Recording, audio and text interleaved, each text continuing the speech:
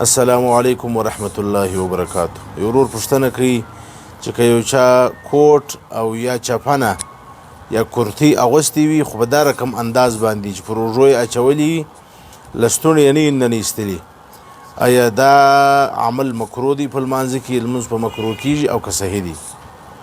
الجواب حامدا ومصلیا.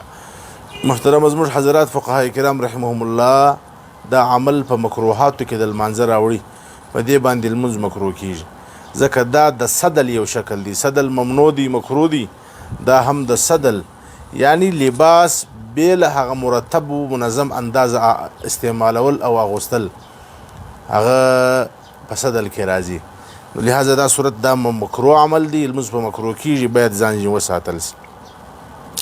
فتاوی قاضي خان وایي ومن صلى في القباء ينبغي ان يدخل يديه في كميه ويشده بالمنزفة مخافة السدل.